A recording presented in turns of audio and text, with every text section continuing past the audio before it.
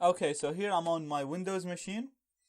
I'm going to look for my network, see if it exists, connect to it, check if it has internet connection, and then we'll see how we can run all the attacks that we learned before in order to sniff packets, modify them, read them, do all that cool stuff.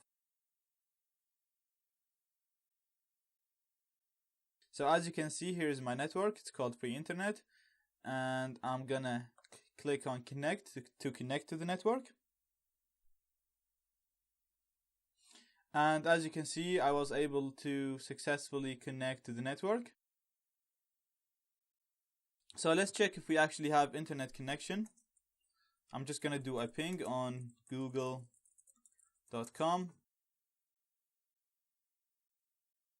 And as you can see, we're getting responses from Google, which means that the network is fully connected to the internet. Okay, so I'm just gonna open my browser and go on bing.com. And as you can see that I have internet connection here.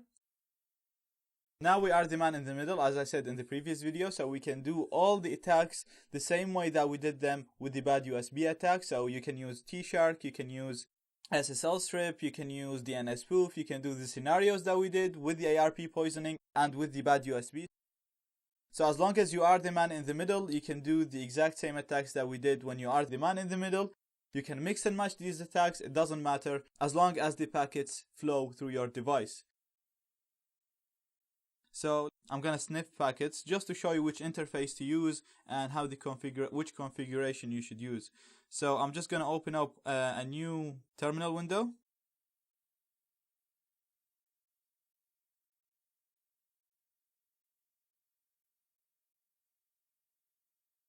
And I'm gonna use T-Shark like we used before. This time I'm gonna set the interface to LAN 1. So, sorry, I need a space here.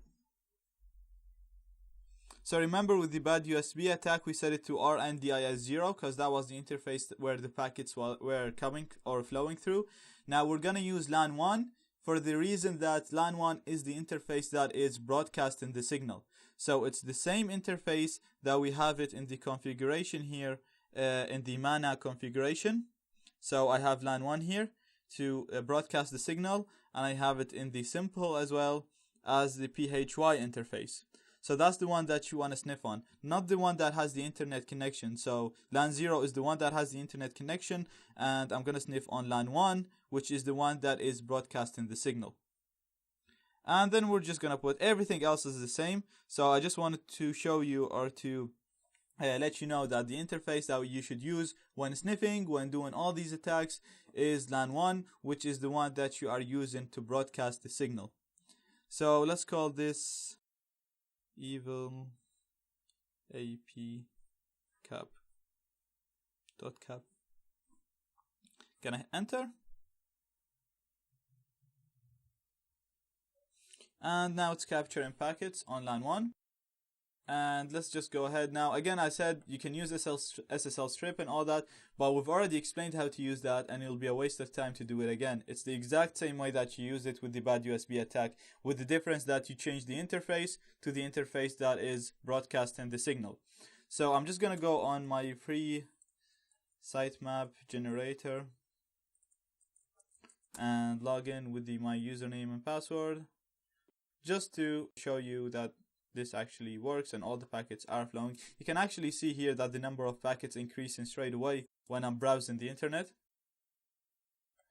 So we're gonna go test at evilap.com, and I'll put the user 1234567. That's the password. Logged in. No, it's wrong, but it should have been logged in here. So I'm gonna Control-C this and then open it in Wireshark the same way that we did before with our bad USB attack. Okay, so I downloaded or I shared my cap file here with my device, and I'm gonna open it using Wireshark like we did before. So I'm gonna go on File, Open in my downloads, and I have it here, evil apcap.cap. I'm gonna open that. and I'm gonna sort them by info and filter HTTP, exactly like we did with the bad USB attack. And I'm gonna look for a post request, and we can see that we have the post request here. We go on the line based, and as you can see, I'm gonna double click it actually to show it to you better. As you can see that I have my username is test@evilap.com and the password is 1234567.